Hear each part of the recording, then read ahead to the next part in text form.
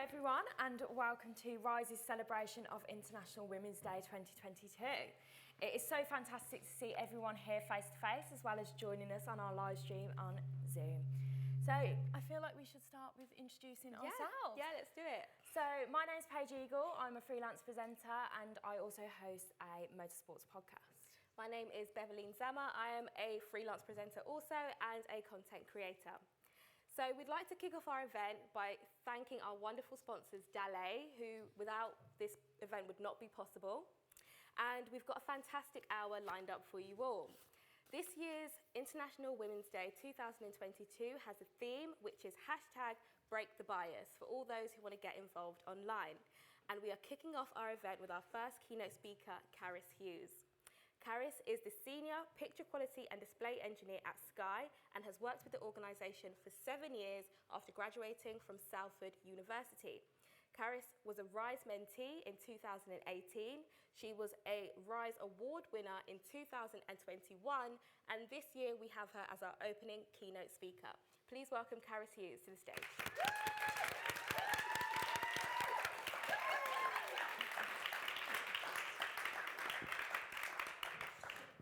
Thanks, guys. That's a really dramatic way to enter the room, isn't it? From behind the curtain.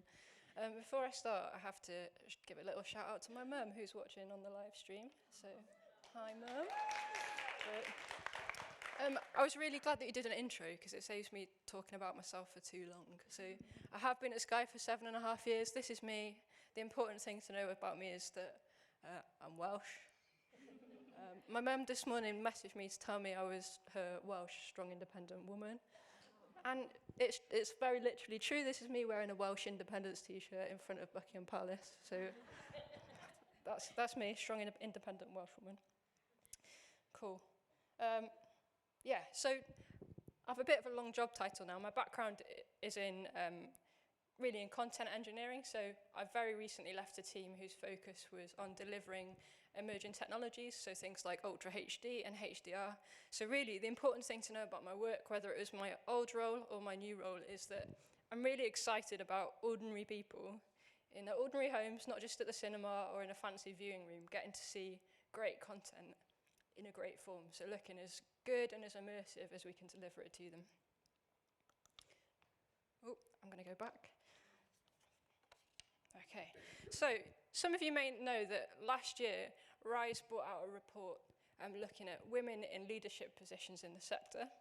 And there were plenty of takeaways in that report, but one of the clear themes that stood out was that women from across seniority in position across the sector reported that they experienced a degree of imposter syndrome. So let me read you Rise's definition of imposter syndrome. Doubting your own abilities and feeling like a fraud. Many question whether they're deserving of accolades or doubt their accomplishments. And I'm sure many of us can relate to those feelings in some way, whether we constantly struggle with them and would say that we suffer from imposter syndrome, or whether it's just the occasional experience for us. And I think, those are definitely not feelings that are unique to women. But it was a clear theme that came out of the report last year. So what I want to try and do this afternoon is have a little look at some of our own personal biases, because the hashtag this year for International Women's Day is Beat the Bias. So I thought what I'd do is have a look at some of our own personal biases, maybe about ourselves and a little bit about the sector, that might contribute to our experiences of imposter syndrome. And to prep for that, what I did was reach out to some of my peers in the industry and just ask for their input on the things that they struggle with, rather than just kind of making them up for myself. And I had some great responses from people that I know really well to people I've met maybe once. And some of them were really vulnerable and honest, so I really want to thank them for their replies. So what we're going to do is look at some of the themes that was in that feedback and just reflect on them before we look at how maybe the sector what role the sector plays in those experiences. So, number one, I'm the only woman here. I'm the only woman in the room. That is an experience that is very relatable to me. Plenty of times, particularly in technical scenarios, I've been the only woman in a meeting room. Whether I'm the focus of attention and needing to drive an opinion, or just sitting on the sidelines. Unfortunately, that's still a very common experience in the media technology sector. And we know that the media technology sector has a diversity problem, and it also just has a talent attraction problem, full stop. So I think some of us would like to think that we've made some progress when it comes to how we treat women in the sector, at least, even if we have a problem with representation. And at least on my part, I've had a very positive experience. On the whole, my colleagues care far more about whether I know what I'm talking about, whether I'm diligent, whether I pull my weight, than whether I'm a man or a woman. But that's not true across the board. It wouldn't be fair for me to suggest otherwise. But either way, there's definitely still some cultural biases around women and the workplace. And certainly when I was on the Mentee scheme with Rise, I remember hearing people who would say, oh, sometimes I'm in a meeting and I meet people for the first time and they assume that I'm anything other than the engineer in the room. So they assume I'm there to take the notes, or they assume I'm a project manager, or something else altogether. The assumption is not that the woman in the room is the engineer in the room. And whether that's true for your organisation or not, and whether you have a healthy working environment in your organisation or not, the reality is that young, capable women are entering the sector with the perception that they may not be taken seriously. Before they've even arrived, some of them are entering the sector with that doubt in their minds. So that's reflected in that first slide there.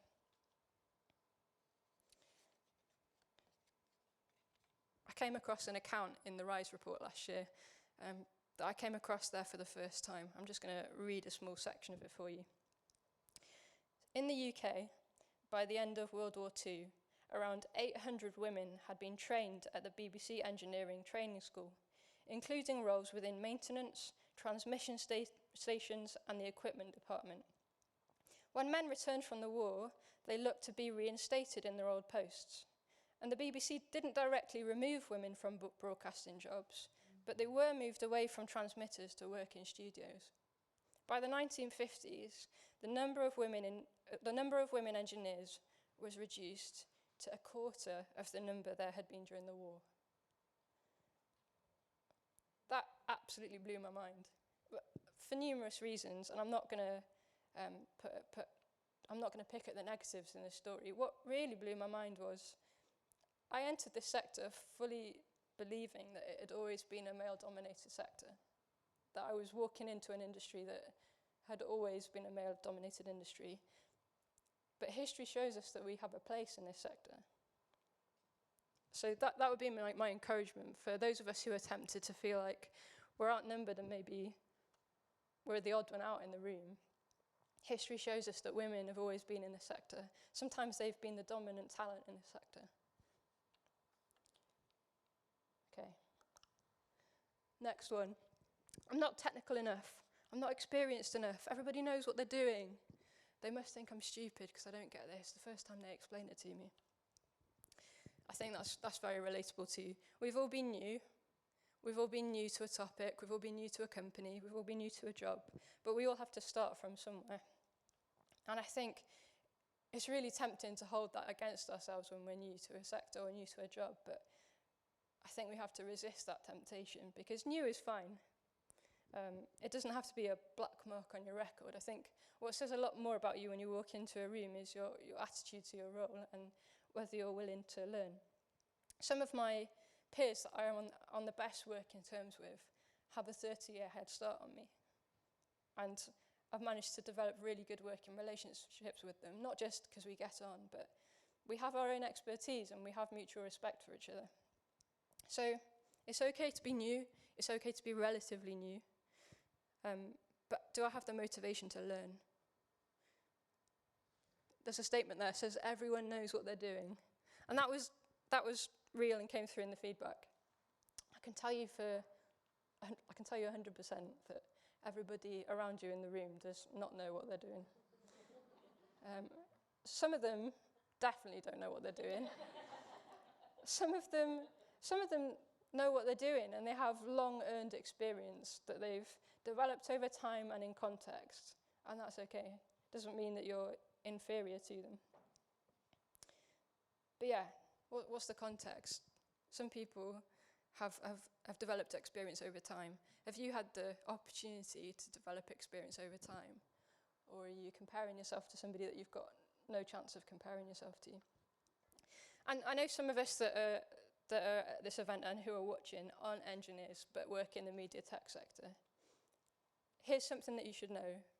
A good engineer is generous with what they know. They communicate clearly to non-technical people, sometimes more than once, and that's okay because they're in the context and you might not be. And they appreciate the skills of their colleagues. I'm not a project manager, and I've got absolutely no desire to be a project manager. And I really value working with great project managers who bring all of their skills. They're not stuck in the technical detail all the time, and they probably find me pretty annoying every time I say, no, we can't do this because of this very low-level reason. But that's okay, we complement each other. So, to wrap up on that one then, are my standards realistic? Are the standards that I hold myself to when I'm tempted to feel these things realistic? What are the responsibilities of my role? What does my role actually require me to understand? What's the context? How long have I been in the role? How long have I been exposed to the subject matter? Have I had the opportunity to develop the expertise that I see is missing? And if not, how do I want to proactively learn? Because I can kind of sit in the dumps and feel like I just don't know anything, or I can proactively do something about it. And that's the superpower, I think, is good engineers and good technicians are always learning all the time. As tempting as it is to feel downhearted about feeling unfamiliar about a subject, you can take it as an opportunity to pick up something new and to get your teeth into it. Okay. I'm not professional enough. I'm not assertive enough. I'm too soft. I think there's a couple of sides to this one, and I think the context of that I'm not professional enough, some of it was around regional difference as well. So I think sometimes there's a perception that Londoners are one way and Northerners are friendly or whatever. And they're not really true. They're bad generalisations. But sometimes there's the perception that being overtly friendly is unprofessional, and being, straight down the line is what professional looks like. I'm of the opinion that a variety of personalities and a variety of cultural backgrounds enriches the workplace. And it enriches the work that we do, and it fosters innovation. Because if you've only got the same voices in the room all the time, you're going to struggle to come up with new ideas. If you've got people from different backgrounds and with different ways of thinking, then that's going to foster innovation.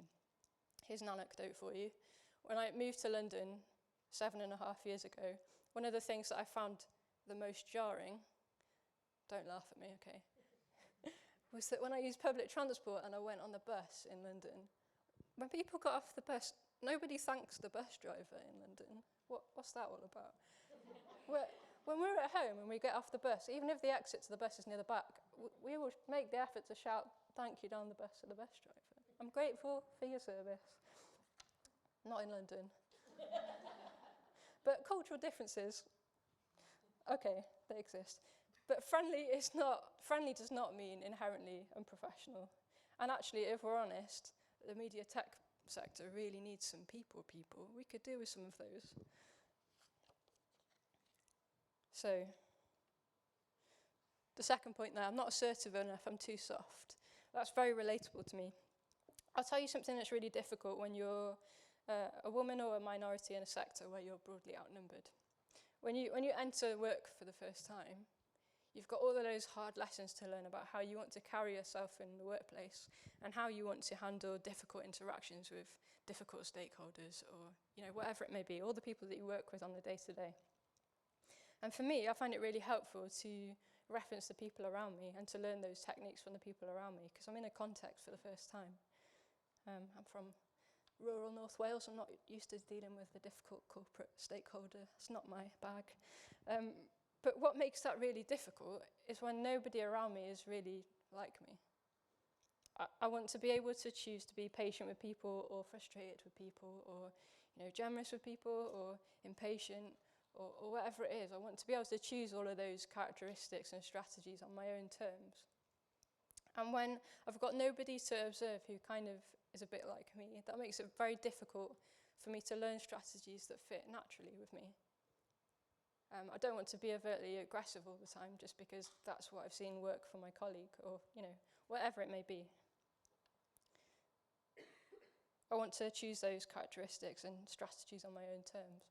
One of the most refreshing things that I saw kind of a couple of years into work was one of the first times that I regularly worked with a woman, which is, a sad statement in itself, but one of the first times that I regularly worked with a woman, she was clearly very capable at what she did, but she was also completely herself in the office. She wasn't apologetic about it. She brought her personality into the workplace. It didn't hinder the work that she was doing. It didn't make it unprofessional. She was herself and she was effective. And to me that was really refreshing because I think I'd forgotten how to do that a little bit, and it reminded me that I could actually be myself in the workplace and still get the work done. So think about, who do you want to learn from? If you're in a sector where you're completely outnumbered, can you still identify those people, those women, who have characteristics that you like and that you want to learn from? Okay, this one was quite heavy, and it made me think, the stuff that we carry into the workplace is heavy stuff. And for women, especially if you've already had that I'm the only woman in the room moment, you've got that hurdle, and you might have, other self-doubts that you're also dealing with once you've got past that hurdle. So I got to the position I'm in for reasons other than my own capabilities. There are other people more entitled to the role than me. They must regret appointing me in the first place. Those are big statements. And there are so many reasons and so many contributing factors that could lead to us feeling that way. Is it an accident that I'm here? Am I a diversity tick box? Am I here because I tick somebody's diversity quota? There's an ugly thought. It's a bit ugly for us to have to acknowledge that we've created an environment where somebody might feel that way. But it's a reality.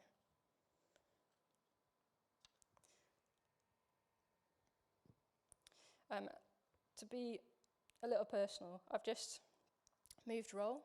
I've moved to a part of Sky that focuses on making televisions. I'll tell you a secret. I've never made a television in my entire life.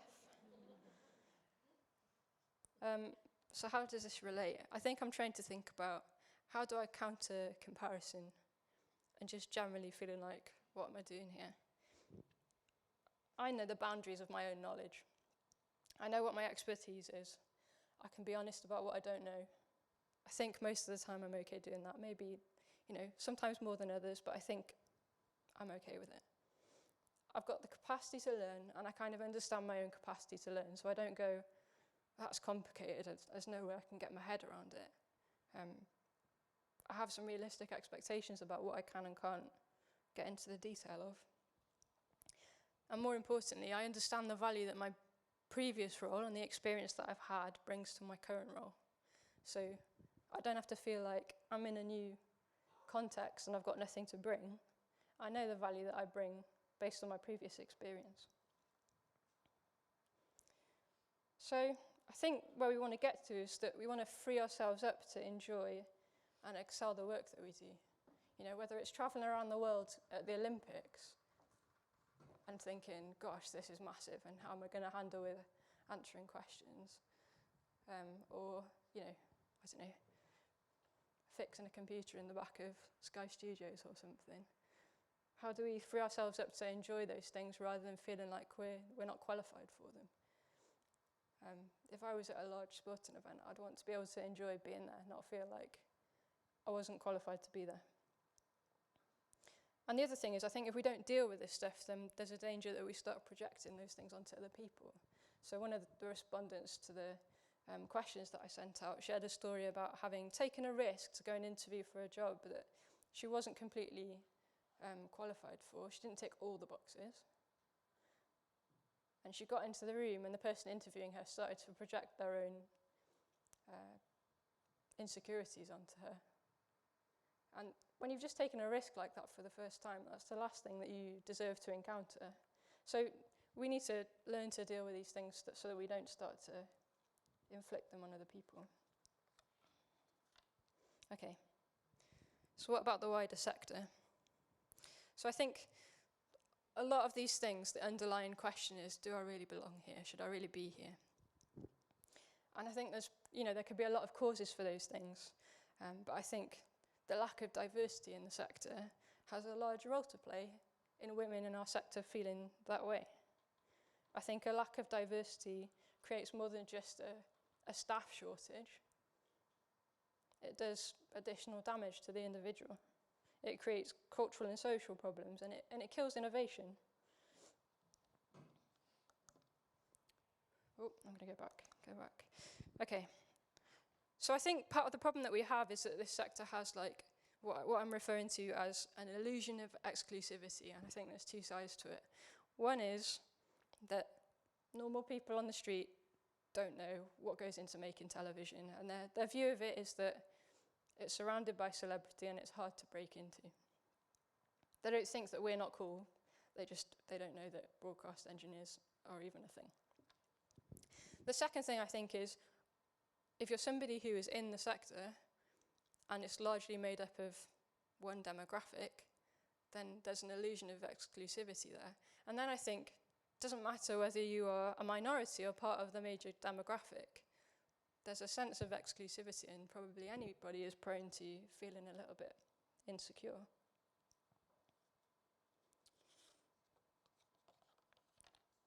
So what does the sector need to do?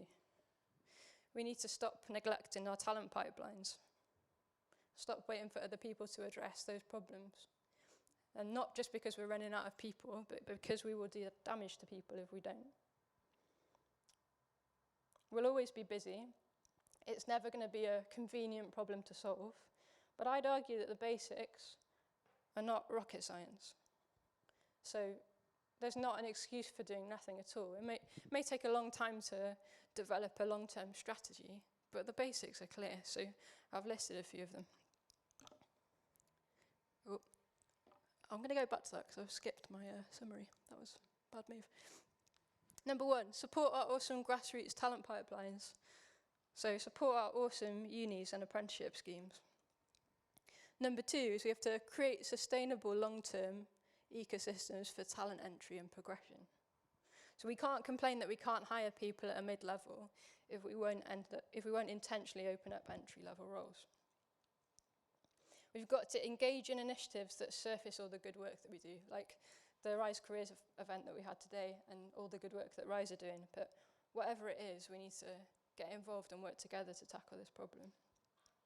And then the last one I had was we need to engage our young professionals to take ownership of their own industry. Because I know that a large reason that I am still in this sector is that I'm able to engage with the wider sector and feel like I can take real ownership of it for myself. I'm not some kind of intruder who just has a little job to do on the side. I can play an active role in the sector that I work in. I'm just going to skip back to my other summary, which is rogue, but it was important. So if you think back to our points of doubt and imposter syndrome, this was my summary, okay? So the ABC to trying to counter some of our imposter syndrome. We have to acknowledge our own skills. It's not arrogant to acknowledge our own skills. We have to acknowledge the context of how we've got to where we are. So if I've only been in work for a year, I'm not stupid because I don't have 30 years of expertise. We've got to hold ourselves to reasonable expectations. We've got to keep learning and keep growing and keep being motivated to do that. We need to be people who can set the terms for how they want to conduct themselves and interact with people. So, particularly if you're a woman in the sector and you don't get to work with women very often, we need to feel that we're empowered to set the terms for how we want to carry ourselves in the workplace. And then the last one was recognising and taking ownership of our own value. So I said before, I know that I've learned a lot in the role that I did before, and I'm in a new context, but I know that what I've learned before brings value to the context I'm in now. Cool. Forgive me for skipping back and forward. I'm going to close up with a little note for some of the students in the room or who are watching the stream. I love that we've got the UTC students operating the stream in today. It's exactly what we want to be achieving. So if you're a student and you're watching the stream or you're in the room, if you're a problem solver, the broadcast and media tech sector are eagerly waiting for you. We need people, and we want creative thinkers. If you wonder how live sports broadcasting is possible, or if you're fascinated by movies, or you wonder how your favourite content on YouTube and TikTok gets to you, the technical side of these industries is full of great people that you'd love learning from and working with. And there are problems that you'd love solving, and that is fulfilling and meaningful work for you to do. So this industry is for you. Thank you.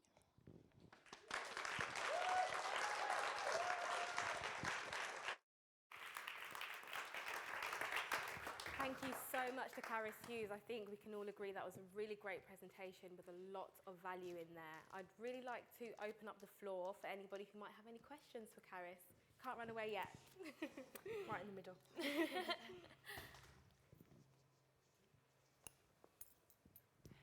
I've got one. Carys, how was your imposter syndrome with doing this presentation today?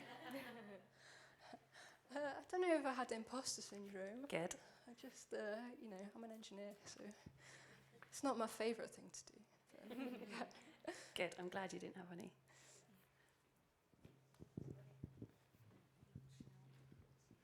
Thank you, Carys. That was brilliant and very well put together. What's your top tip for women that are already working in the sector and for moving up in the sector? It's got to be networking. And particularly if you're in a team where you don't really get to interact with other teams, that could be for a variety of reasons. Or if you're in a smaller company and there's just not much route for progression, then the magic answer is definitely having a wider look at the rest of the sector and identifying where you can network and meet with other people. Easy peasy. Thank you very much. Thank you, Carys.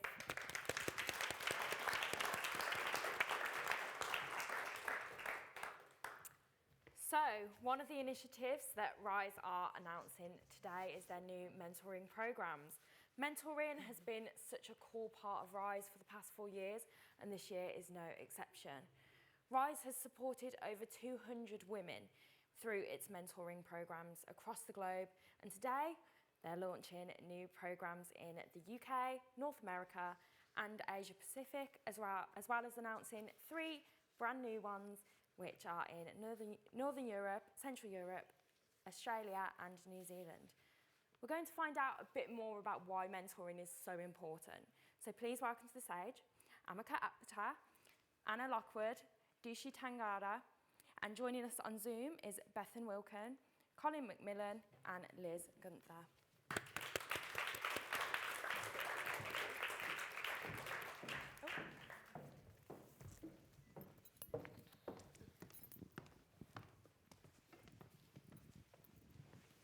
So we have sort of a split here. So some of you were mentors and some of you were mentees. So I thought I'd start off with the mentors.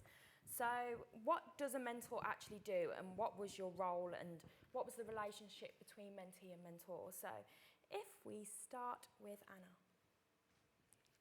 Hi everyone, great to be here today. Happy International Women's Day.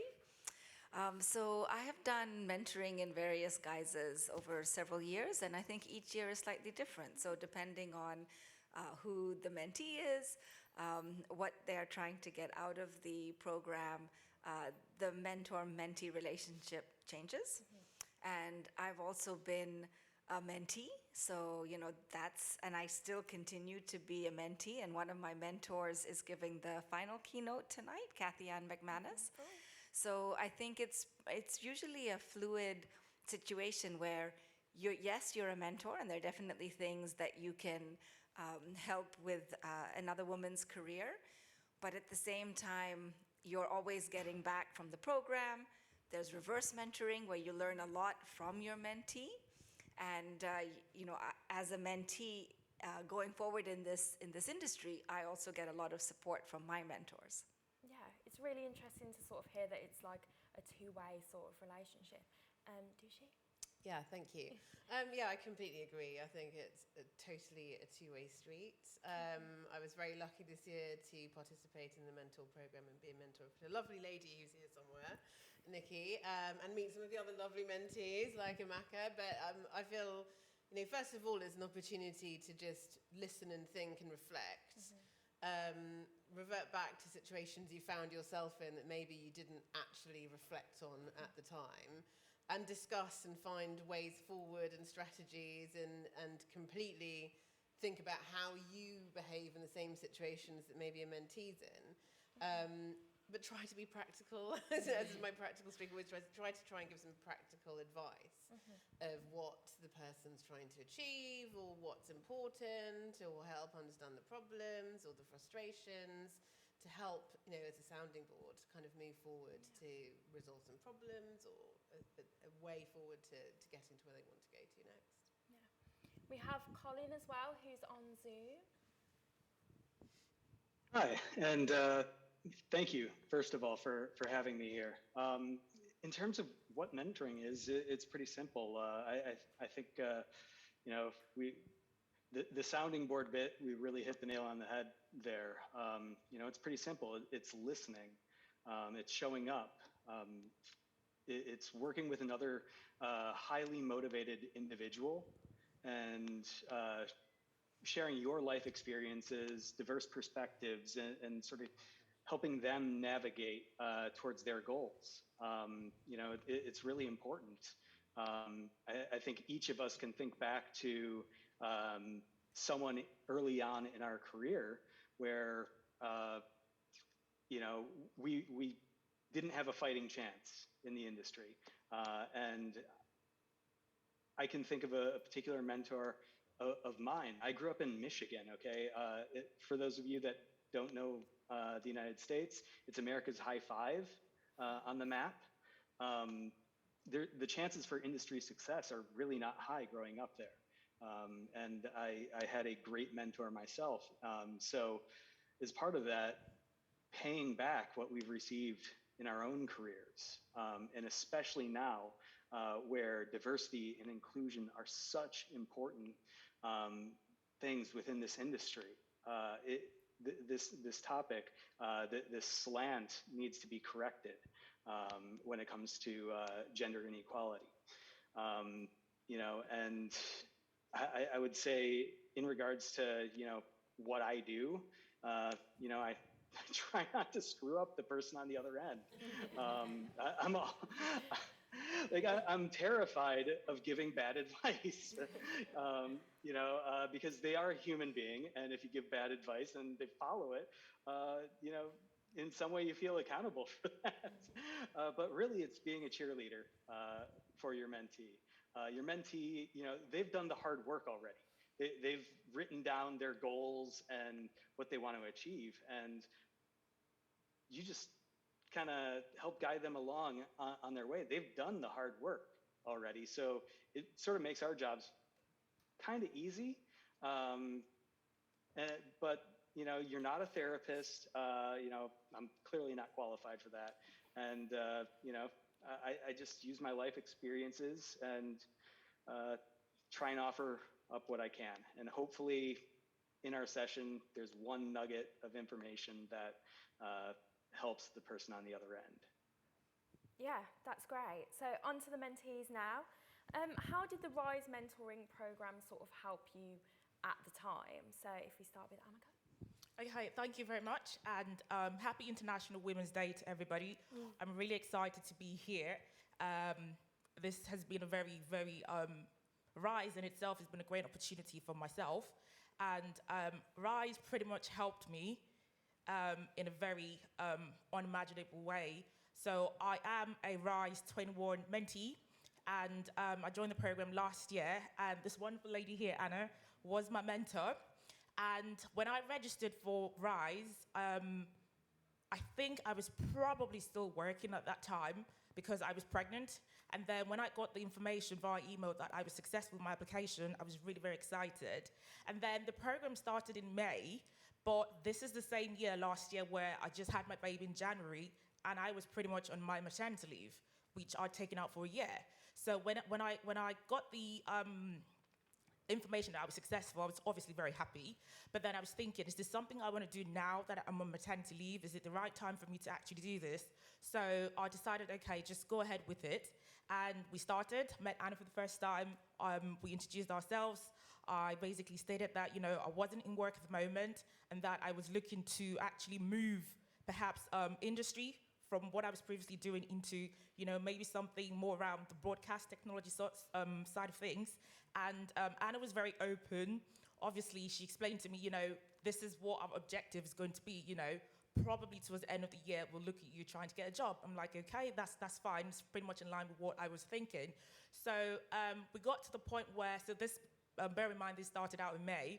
We got to about August, and I thought to myself, okay, if I really wanted to go back into work, it takes about 3 months or thereabout to actually find, the right role and get started. So I started then using the networking opportunities I had with Rise, which was introductions. We had within the programs, you have actual networking events where you get to meet other mentors and not just your mentor. And that was very interesting. And I got to meet other mentors and I began my networking relationship with them. And that was very interesting because I realized, obviously this is via web conference, the MS Teams and Zooms. I realized that everybody is personable, everyone is approachable. It really just takes a conversation. And so I met and spoke with a lot of people, but and that was very interesting. There were opportunities that probably were coming my way, but those weren't, the types of things that I was looking for. But when we got to like November, I think October, November, I started to get a bit panicky, not necessarily because I lost confidence in myself, but I was a bit concerned that I wasn't getting the types of interviews, for example, that I wanted, or even any interviews at all, if I'm being honest. And I had a conversation with Anna and said, I'm not sure what's happening here. She'd put me in touch with a couple of recruiters in the industry, and I've spoken to them, they'd give me positive feedback, which was amazing, but nothing was happening. But she kept on encouraging me and saying, just put yourself out there, keep your networking ongoing, and the right thing will come. And it so happened that because Anna works for Telstra, which is an amazing company, I had my eyes set on Telstra as well. And then I'd go on the LinkedIn page and I'd see a couple of, roles that were available. And I'd say to her, do you think this is the right one? I want to apply for this. And she'd ask me a question back, why do you want to apply for this role?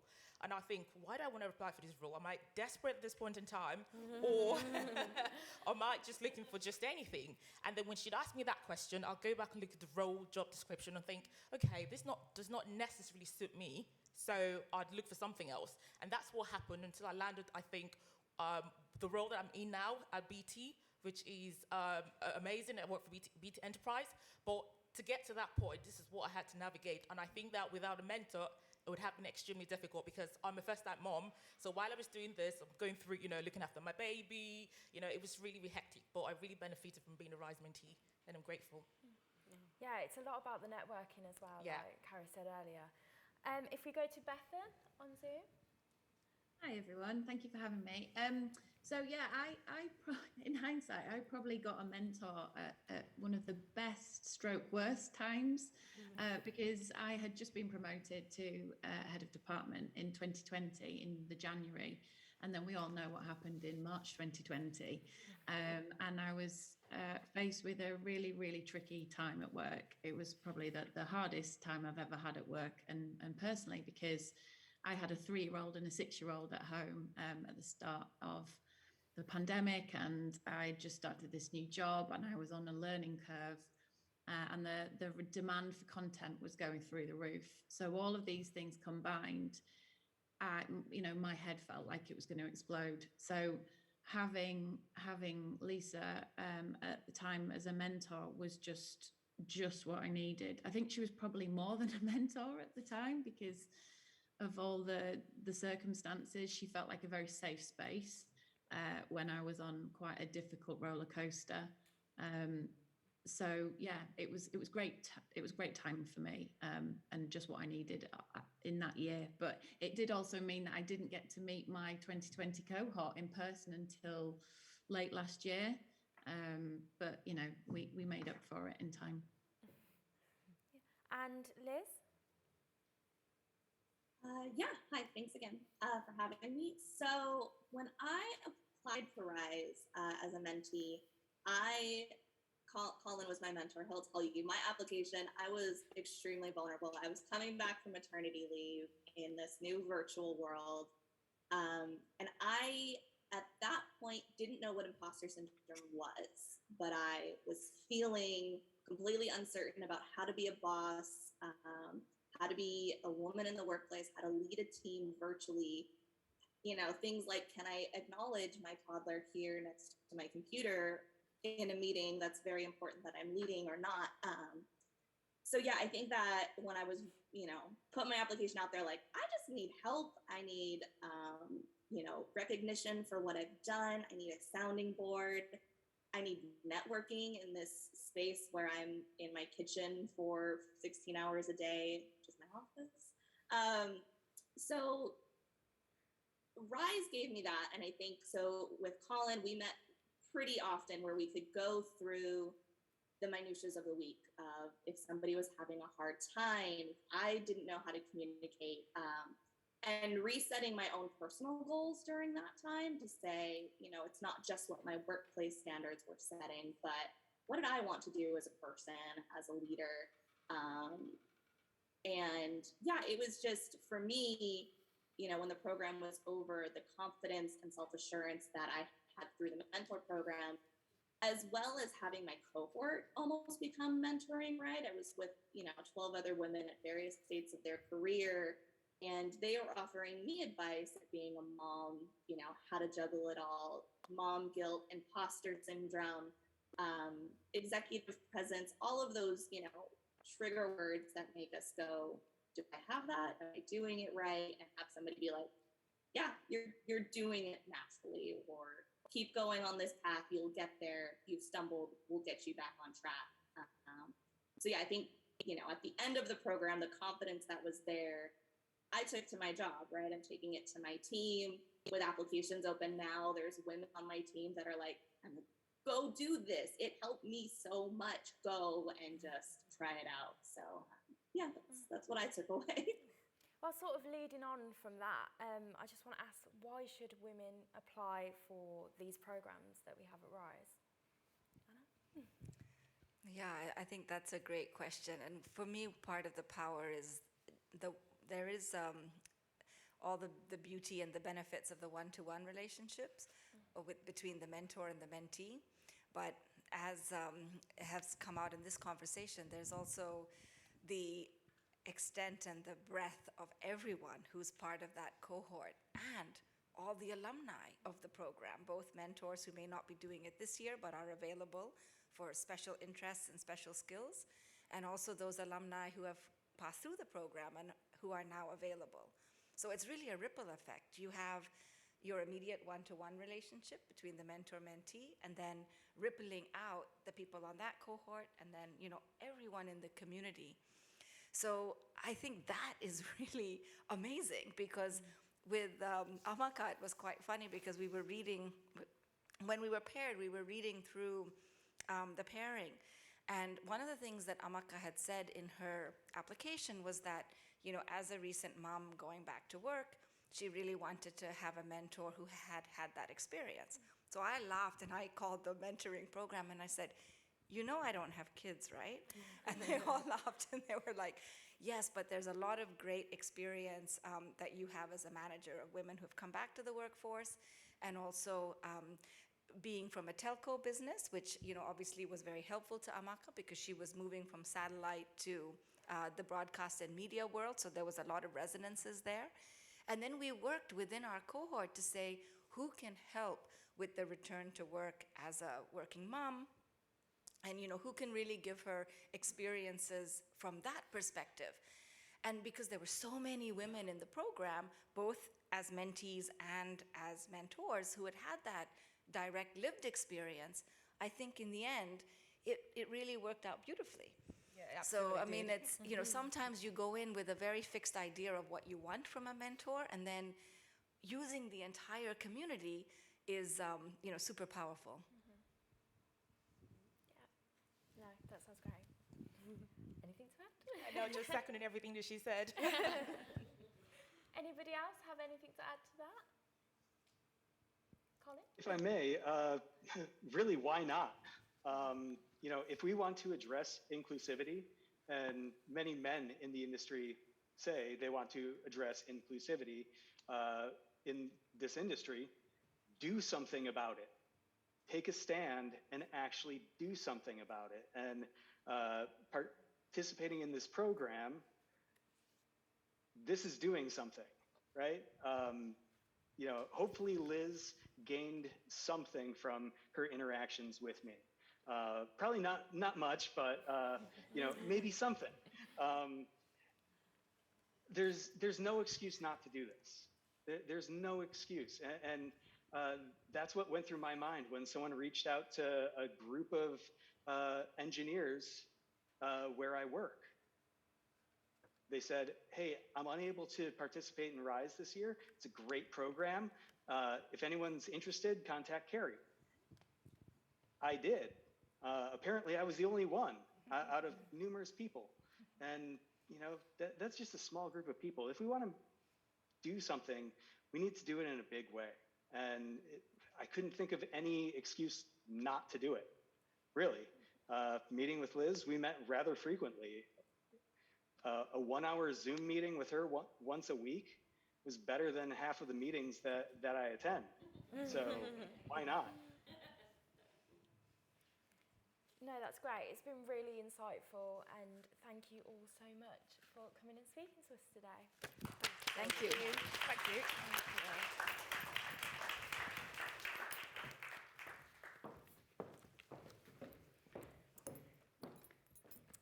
Now, there is something else that is quite special about the event today, and that is that all of the kit that you see in this room and all the equipment used to stream on the live stream is being operated by students from Marlborough University Technical College.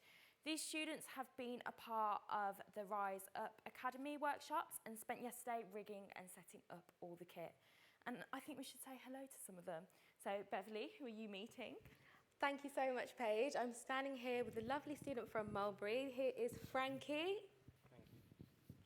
So, Frankie, can you please tell us what you've been doing over the last day or so and what role you've had to play today? So over the last day, we've just been learning about the different setup we have here. I was doing comms, so we're just learning about about having the headsets on, about talking to each other.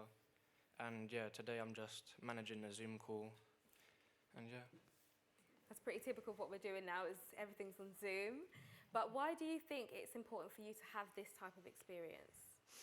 It's good to have this experience because it leads you on to what you're going to do after this, and it's good practice for what I'll be doing after I leave college. So is it safe to say you'll be looking for a career in this kind of industry moving forward? Yeah, I hope to look for a career in media and film, Well, that's what we love to hear. That's what we're here for. We didn't pay him to say that, promise. So moving over here, who've we got? My name's Fizza. Hi, Fizza. And how about you? How have you found the last 2 days? Last 2 days has been amazing. For the past 2 days, we've been pretty much just setting up equipment, and we got split into different teams to work on sound production or camera or etc. It was hard work because we had to sort out different cables and figure out where stuff goes and try not to trip over the cables. The role for me, I do graphics, so pretty much strap lines and introducing guests on the stream. Yeah. So what do you think you've learned that maybe you didn't know before? I was doing sound production, so I learned how to control the little set thing on the iPad. It moves by itself. It's magic, trust me. Pretty much. Oh, thank you so much. And thank you to all the students who are supporting this event today. And can we please give them a round of applause for the talent of the future?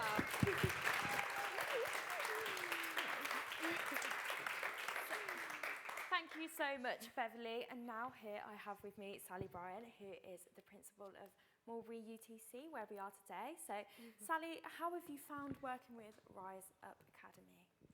It's been an amazing, amazing experience. So I first want to say a huge thank you to to Carrie and the whole Rise team for coming here, choosing us. It's been really, really rewarding, especially to see some of our students not just participating but running the event. That's been brilliant. And Rise, our values are very closely aligned. So this school has been really established to support students that would like a career in the creative industry. So our job as educators is to kind of open those doors, and what Rise have been able to do is facilitate that for us. Come in, expose our students, many of whom don't have those existing networks, to come in and talk to our students and to kind of open their eyes to what's possible and the huge variety that there is within the media industry of careers. So it's been an amazing experience today, especially, but also some of the ongoing work that we've had from the Rise workshops as well prior to today. So sort of talking about why it's important to like open their eyes to these sort of careers, why do you think it's important for the industry to be engaging young people in at such like an early stage? Yeah, well, I suppose it's been mentioned by earlier speakers, but I mean, we all know we're based in London, East London in particular, which is a huge area for the creative industries to operate in, and this school services that community. But there is a gap between the students that live here, the young people in the community that lives here, and those that are actually working in the industry. So, our mission is to try and help that to happen for the reasons that were mentioned earlier, so that there's a diverse set of voices within those industries, so they can really evolve as creatively as possible. So some of the students have mentioned the workshops. What do you think that they've sort of learned through the workshops and the Careers Festival that were held earlier today? Yeah, so, I mean, obviously we're a school and we have lots of classrooms and lots of learning going on. But what Rise is able to do, I think, which we can't always facilitate, is for them to roll up their sleeves and to actually learn some of the really intricate technical details. Also, through the workshops, which I think take place over about 3 or 4 hours, they're going from kind of start to finish. Really, there's a creation. They're building something. They're making something. So that gives them purpose, and which is really great for engagement. And it gives them a kind of sense of reward at the end. So all of the students that participated in those workshops that we ran earlier this term all found it brilliant. They all had a sense of ownership over the kind of intricate tasks that they were assigned to. So it was a really positive experience. I think it's safe to say that you're very proud of them and all of the students who have worked today. And they've done such a great job. So thank you so much, Sally. Thank you.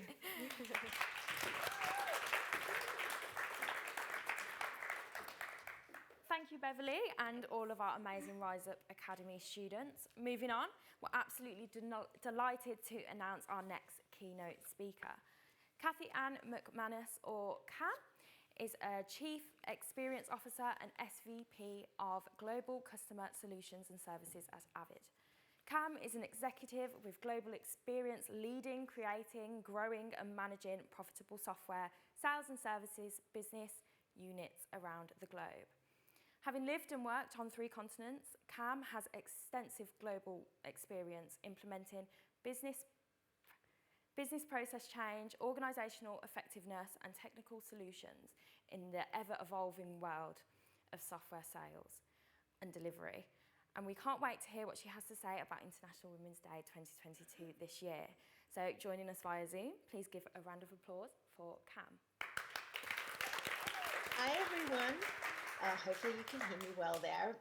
I wish I was there with you in person today. I'm truly honoured to be the closing keynote for the Rise International Women's Day event today. Imagine a gender equal world, a world free of bias, stereotypes and discrimination, a world that's diverse, equitable and inclusive, a world where difference is valued and celebrated. Together we can forge women's equality. If we can go to the first slide, please. Hopefully you can see that in the room. I will assume that's the case.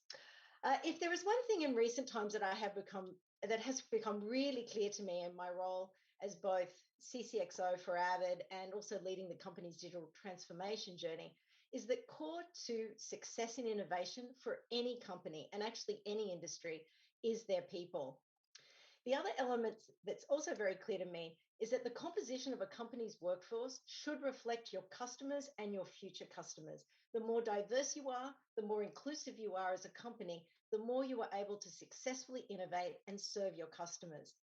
We continue to have a talent pipeline problem in our industry, but we also have a significant women in technology pipeline problem. There is absolutely has been a positive shift over the years in diversity and equality in media and entertainment, but it's still not moving fast enough for the changes that are happening and will be upon us in the future. We need an injection of that next generation of talent and a diverse workforce in order to succeed in the continual innovation and transformation that our industry is demanding. I think back to when I started my career in the late 1980s. There are a lot of women working in broadcasting, but they were predominantly in production roles, not many in technical roles, and certainly not in engineering roles. I actually entered the industry as a news editor. A lot of people know that. But this was after focusing my studies in broadcast engineering. I was actually one of a handful of women, and then only two in the engineering stream of that. There were no explicit gender barriers to get into the course back in the 80s, and particularly the engineering stream. Actually, the much bigger issue for me was whether I would secure a job opportunity after graduating into a very male-dominated workforce on the technical side of the business. The easier path for a woman was to go into a creative or production role. There you would have a lot more success being hired. So that was the path that I initially took. I'll speak shortly about how that direction changed for me many, many years later, or not too many years later, but the opportunities in technology and media are without question far better for women. But where are the women? We really have to focus on not just the end of the funnel and creating the opportunities, but the start of the funnel. And I know you will have heard a lot about that today, just even in the last section. Our young girls starting school need to see the exciting path that innovation and technology can offer them, and that there's a vibrant and successful future for them in those roles. I often get asked about my career journey, the successes that led to the role I'm in today. If we can go to the next slide, please. I'll approach it with these three key themes. First of all, have a belief in yourself and your abilities. Be true and honest with yourself and with others. Build and nurture meaningful relationships through trust and integrity. And take the opportunities that present themselves. What's the worst that can happen? I'll speak more about that shortly. Next slide, please. I knew very early on when I decided to enter the broadcast television industry that I was in for a rough ride as a woman, wanting to make her way up in the industry, even in a creative and production role. I spent a number of years as a creative editor-producer, but secretly always passionate about wanting to know and learn new technology, how it worked, how it would change the way we worked. I have many stories of the gender bias I faced throughout my career, but I also have some stories on the amazing support I had on my journey. And I'd like to share one of those stories with you today and shaped who I am. I was presented with the opportunity to take a role with one of the very early distributors of Avid in Australia to develop support and training services for a rapidly growing customer base at the time. I had amazing mentors in the man who hired me, as well as a wonderful male colleague. And they both had every faith in me, even when honestly, I didn't have the confidence in myself. I had a passion for technology. I loved pulling things apart, fixing them, building them, but I hadn't really developed any skills in that side since leaving technical college a few years earlier. So after immersing myself in learning the ins and outs of Avid software, the hardware, I was solving support issues over the phone and also going on site a lot of the time. And I became very competent fairly quickly. I was 26 years of age at this point, so very young. I flew to Melbourne and from Sydney to solve an issue that was proving problematic, and I had to go on site to fix it. I guess the owner of the post-production facility was never told that I was a woman, just that a support technician was coming. And I guess he assumed it would be a man. After introductions, it kind of went like this. Well, this isn't going to work. Why would they send you? I paid a lot of money for this system. And then he got on the phone to my boss, and right in front of me, he proceeded to explode about how he'd paid good money for support and this wasn't it. And why would they send someone who clearly isn't going to know anything about computers and software? So at this point, I'm still in the reception area. I haven't seen, let alone touched the system at this point. My boss said to him, well, it's like this. If she can't fix it, no one can fix it. How about you allow her to take a look at it and we'll go from there. But we're not sending anybody else. He slammed the phone down and quite frustrated and begrudgingly, he said, okay, come and take a look at it.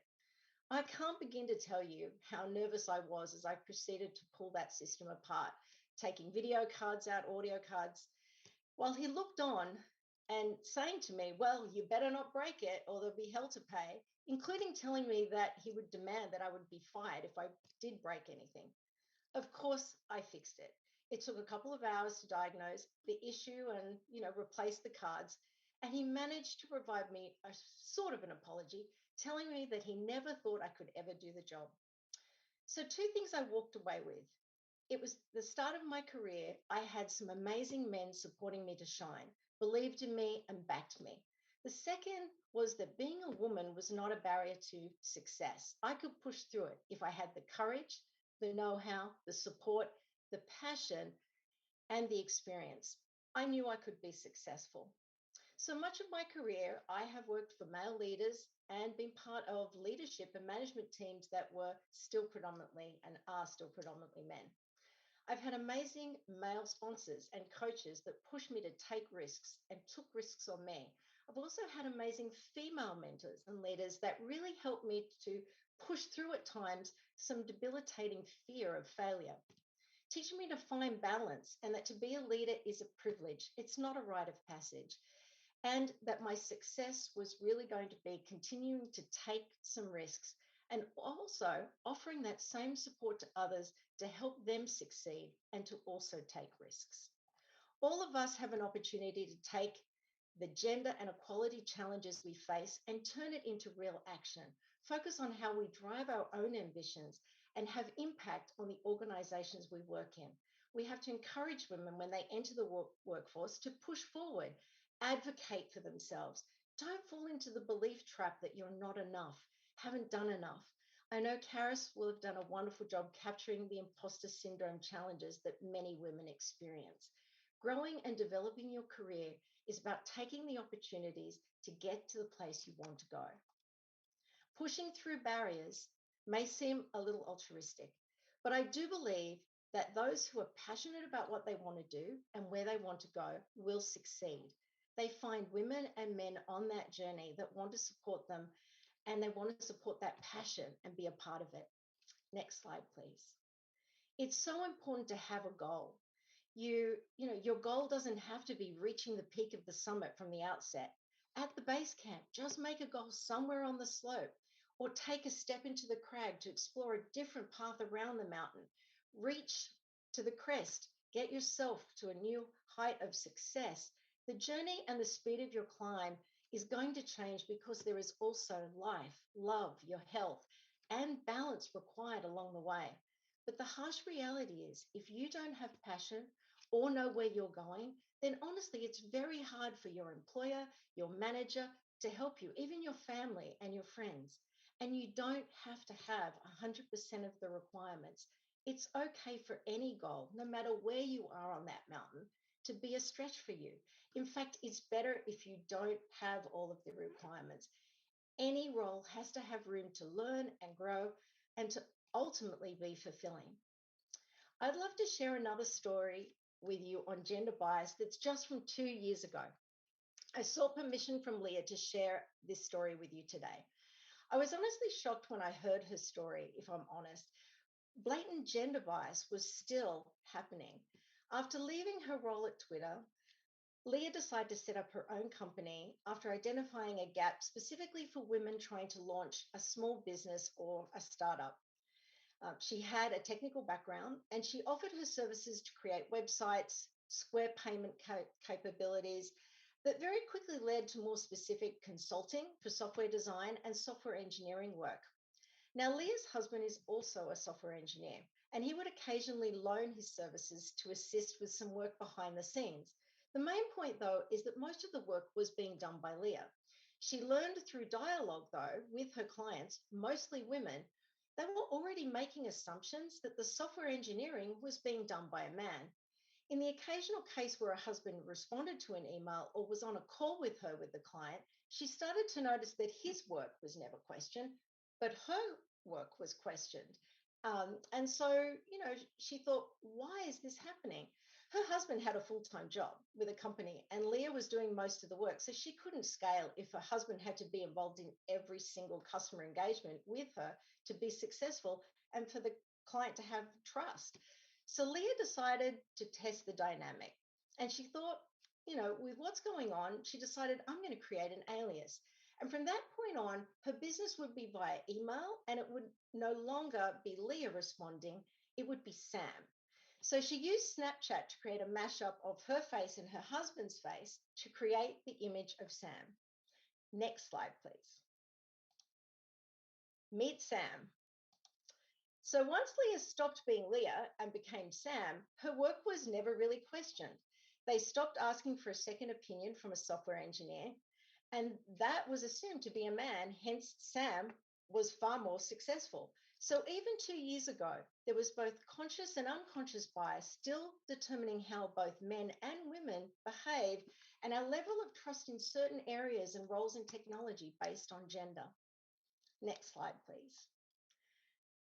So what I want to talk about now is being true and honest with yourself and with others. Build and nurture meaningful relationships. It's so important to know who you are and what you want from life. If you're going to manage a job and nurture a family, stay true to what's most important to you. There will always be days when reading a story at your kids' school means more to you and that you need to take time out from work. Don't be apologetic about that when you're still delivering the results that are expected from you. You need to find a workplace or an environment that allows you to be your true self. If someone's going to have a hard time denying you a promotion or penalizing you in any way because you're living a full life, find a new place to succeed. I built a successful consulting business back in the early 2000s, and whilst it took a couple of years to get going, I did some of my most challenging work during this time, whilst also caring for and having 3 children. I have a great story to tell about my last major contract with Foxtel, owned by News Corp in Australia, that I won against other large global consulting firms. This was to design, manage, and implement the technology in their new building. They called me to pitch for the work through a mutual connection just 2 weeks after I gave birth to my 3rd child, Max. They wouldn't or couldn't put it off another week or so, even though they knew I had just had a baby.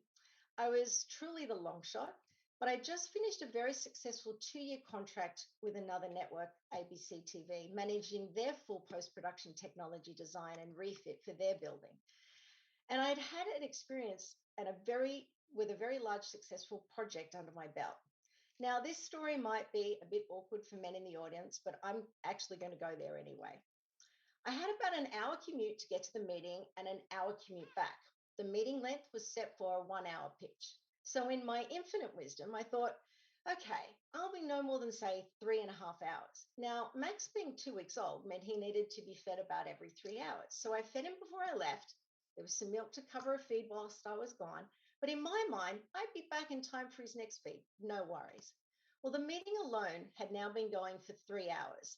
I had been gone 4 hours and I still had a 1-hour commute home. It's safe to say that I was now in physical pain sitting there in the meeting. And I likely had a screaming baby waiting for me. In fact, I did. I had already received several text messages from my mother trying to find out when I was coming home. Finally, I had to say to the room of 5 male executives, I'm very sorry, but I can't stay any longer. I have to get back to my newborn. And I hoped that they would seriously consider my pitch and that if I was successful, I would deliver them a great result and be committed to their success. But right now, success is getting home to my newborn. The whole way home, I thought, what a waste of time. I've blown that opportunity. I cried in pain and guilt all the way home. One of the most important things is to be honest with yourself and with others that you're not superhuman. I won the gig. They insisted I had to work 5 days a week, even though I said in the pitch that I'd only work 3. They said, can you make it 4? It just won't work. And I said, no, it's 3 or it's just not going to work for me. I'll walk away from the opportunity. even though I knew I could make it very successful working 3 days a week. Because there was also a team of people on this full time. I didn't need to be full time too. And they said yes. The secret to success here is that I already had my reputation. I had already worked hard to get to that point. I didn't need to compromise on what I needed for it to work for me and for my family. Leading the project was one of the greatest experiences and highlights of my career. Presenting to Rupert Murdoch, convincing the News Corp board to spend the money for the right technology. There were plenty of people managing a career and nurturing and caring for a family. It does mean sometimes missing a school field trip or a performance. There are sacrifices like with anything in life, but you also have to take the opportunities when they come to know when to put family first or loved ones as a priority over business. That's not gender exclusive. The honest part is to show and accept your vulnerability, that you can't do it all of the time and do it well, but you can do the best you can, and sometimes your best at that moment has to be okay. Have the humility to approach other working parents and know and learn and benefit from their experience. Find the unexpected sponsors in your company. Sometimes it might be the last person you'd ever think of, but he or she may have a perspective you never considered. I had two amazing executives that I worked with at Foxtel, and I am going to name them. It was Pete Smart and Mike Lilly, that saw through all the preconceived ideas of being a working mother with a newborn and had a belief and respect in my abilities and my experience. I didn't disappoint them or Mr. Murdoch for that matter. Next slide, please. Receiving and giving feedback is so important. It should always be your gift. Get into the dynamic of constantly receiving and giving feedback. Receiving that valuable insight is critical to your growth and your success to reaching your goals. Really embrace how you obtain that constructive feedback at every stage in your career, from peers, managers, employees, and your network. Not only does it allow for open communication, it builds trust and rapport and support for the journey you're on and the mountain you're climbing towards your goal. It can really help with imposter syndrome or that nagging doubt in yourself. Listening and taking in positive feedback can support you celebrating and advocating for your accomplishments. Help you find your voice and to find your confidence. Next slide, please. I strongly encourage fostering your network and continuing to build your network. What you put in, I always say this, equates to what you get back. It cannot be a one-way street. Your network is your power base to support your journey and for you to support others and make a difference. Over the years, I've created a wonderful professional network that I take pride in myself and staying in touch, giving references for good talent, helping people find roles that allow them to demonstrate their experience, providing constructive feedback, and being a listening ear. That network of relationships of both people, people that have worked for me and also alongside me, along with customers actually that I've done business with for years, has really helped me on my journey. That actually, I think, is the secret sauce to success. Relationships built on trust and integrity. Next slide, please. So take the opportunities. What's the worst that can happen? You have to be willing to take risks. At times, you will be over your head.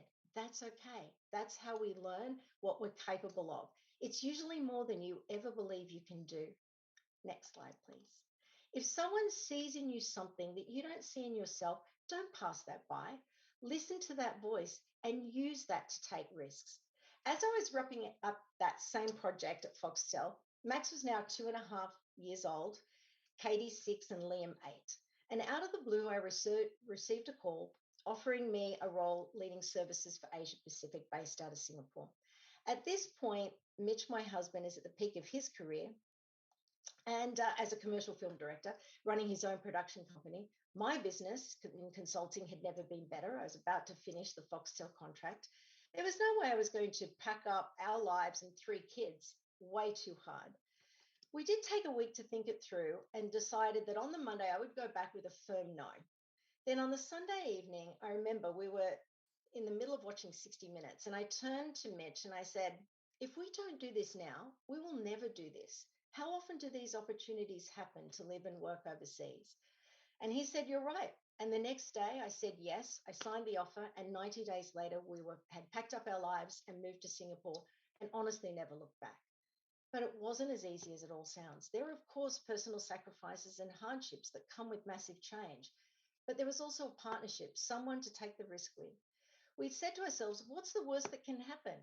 We can always go home again if it doesn't work out. This was a big move and a career stretch for me, but I also had to trust the individuals giving me the opportunity that believed I could do it. Ask yourself more often, when you believe there is risk in a decision, what's the worst that can happen? Imagine that worst thing and work back from there. More often than not, it's not as big a risk as you build it up to be. Next slide, please. Mitch had to adjust to being a stay-at-home dad in Singapore. He went from working pretty much 7 days a week in his own business to working part-time and being the primary caregiver, and me traveling 190 days that first year. But Mitch faced into a different bias. He was literally the only stay-at-home dad in 2006 at the kids' school and faced many challenges trying to fit in and being a part of the kids' day-to-day world of school and play dates. So it's so important that we understand the biases that still exist and keep working towards breaking down these cultural norms. We've made great progress on reducing conscious and unconscious biases, but we still have much work to do to fight for equality, to remove all the biases altogether for the generations coming through. Find the opportunities to change the dialogue and the perspective. It starts and continues with all of us. Next slide, please. I can't express enough how rewarding it is to pay it forward. Imposter syndrome, or the belief that you are not good enough or achieved enough or worthy of success, has been a recurring theme with many women I have mentored and coached over the years at all stages in their career journey. Not feeling deserving or ready for an opportunity has never really come up with men I've mentored over those years. So with my role, particularly at this stage in my career, it's to provide two things. But anyone at any stage in their career can do these two things. First, as I said, pay it forward. Be that wind beneath somebody else's wings. Help them soar, reach their potential. I can tell you that nothing brings me a greater sense of accomplishment than when my mentees succeed in their goals or their development. I have a great sense of pride in each and every one I've worked with and over the years, and I stay connected to their journey. Even if I'm no longer their mentor, I love handing the baton over to the next mentor for the next leg of their career journey. Next slide, please. And finally, never stop learning from others and be willing to help others by sharing your experiences. Once you get to your destination or your goal, it doesn't end there, of course. We all have to continue to evolve, grow, and learn. Set new goals, new challenges, and stay open to learning all you can from those around you. And be willing to teach others, share your experiences, and pass on what you know. Next slide, please. So I hope that I've been able to convey the importance of believing in yourself, setting yourself goals. It's better if they are a stretch. Actively participate to change the cultural norms that exist. Believe in others, nurture your relationships, take risks, and keep learning from those around you. Share your experiences no matter what stage you are in your career. We all have experiences that can help someone on their journey. So these are some of the key ingredients I believe to success. I thank you so much for your time and the opportunity to share with you today. So all together, let's break the biases. Happy International Women's Day. Thank you.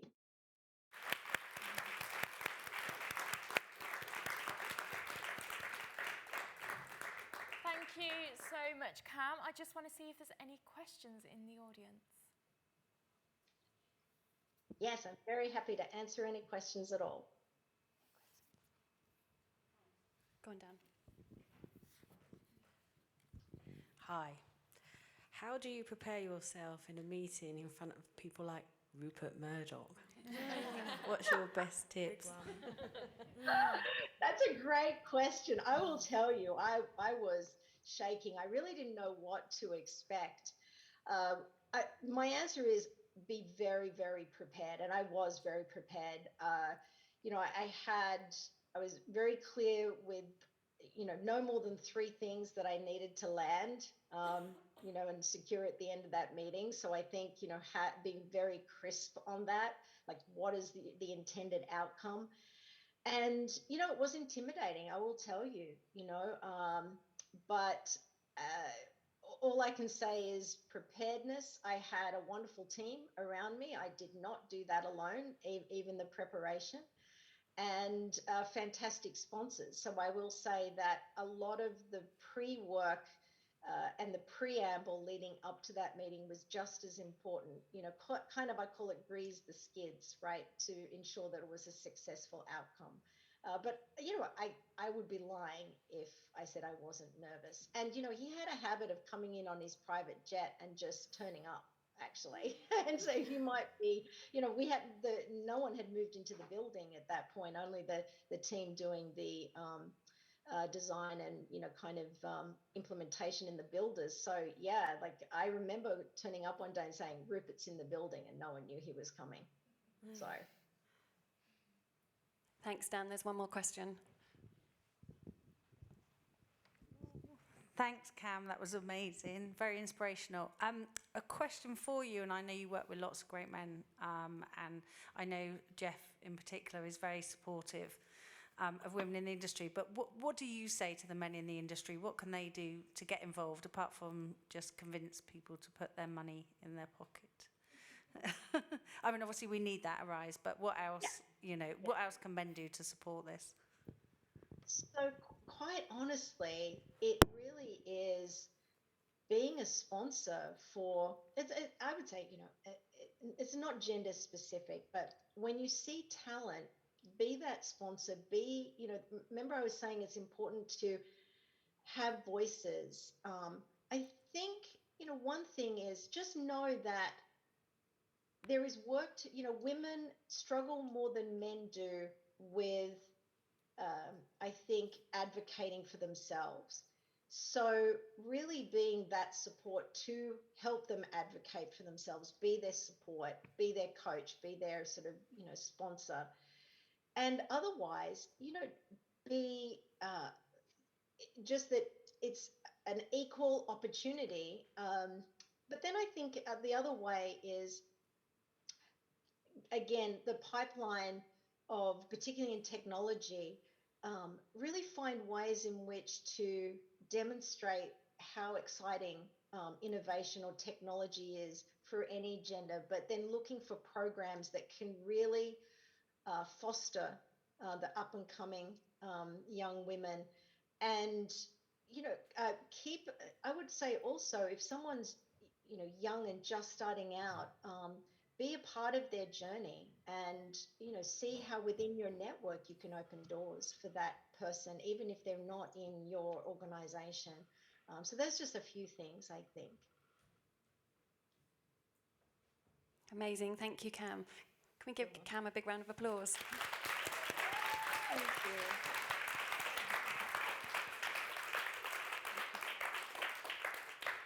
Okay, so we are almost at the end of our International Women's Day 22 event. Don't cry, sad. But I do want to say off the record, this event has been amazing. And if I had something like this when I was in school, it really would have made me feel like I had a bit more direction and a bit more of a sense of where I could nurture my creativity. So I really hope the students are paying attention and take advantage of the opportunities here. So as mentioned, Rise are launching 6 new mentoring programs today, and the application forms are on the Rise website. So do have a look, and the closing date is on the 3rd of April, so don't miss out. Check out all the information and apply. But of course, none of the work that Rise does would be possible without the support of industry, and Rise would like to announce the sponsors for 2022. So I'd like to welcome to the stage Carys Hughes, who is Managing Director of Rise, to announce those sponsors. Thank you. Thanks. Thanks, everybody, and just a huge thank you to everybody that's been involved today. It's been from the school to the students to our keynotes, our panellists, to you two. Thank you. It's been an incredible hour and a half. But Paige and Beverly are right. We can't, as you know, we can't do any of this without our sponsors. And if you've been online today on LinkedIn and Twitter, you may have seen lots of announcements. But I just wanted to take just a few moments to thank all of those sponsors. We don't get to do it often in face-to-face, but we will do now, because obviously we're going to do more and more of these events. But yeah, just to announce all of our sponsors for this coming year. So for the Rise Up Academy, our UK sponsors are BT Sport, Discovery, ITV, Black Magic, Clearcom, Sky, Disguise, and Deluxe. So thank you very much, all of you. Yeah, they do deserve a round of applause, right? Because the Academy programme is supporting all of these young people, all of this kit that's sitting here. Like, it's not possible without all of you, so thank you. We've also got a new sponsor for the Rise Up Academy programme in the APAC region, which is Grass Valley, so we're really looking forward to launching our Academy programme over there this year. So thank you to them.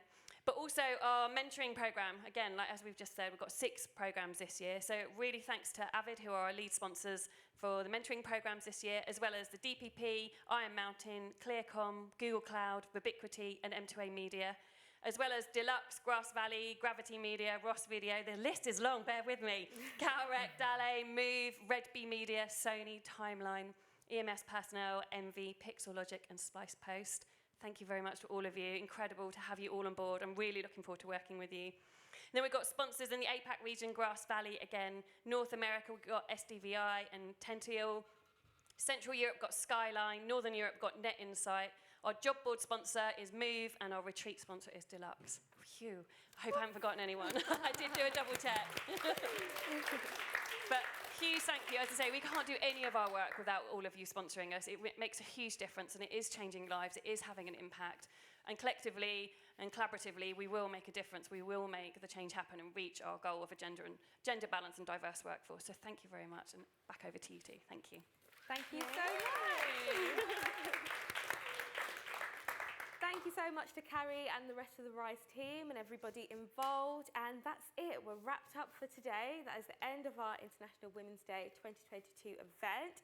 Huge thank you to Carys, Amaka, Anna, Dushi, Bethan, Colin, Liz, and of course Cam. And thank you to Dale for today's event, and of course all of Rise's new sponsors coming in the coming year. Thank you to you guys for coming along, and thank you to all the students who contributed from Mulberry UTC today. I hope you've had really good fun, and it's a goodbye from me. And from me as well, we've really loved being here. Yeah. So thank you, goodbye. Thank you all for coming.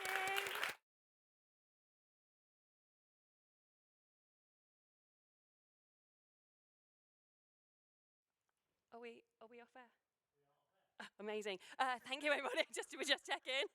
So there's drinks in reception. We can be here for the next hour and a half, so go and get a glass of fizz or tea. And then we've also booked a space in the pub around the corner for afterwards if anybody did want to kind of stay for an extra drink. But yeah, please go and help yourself. Thank you.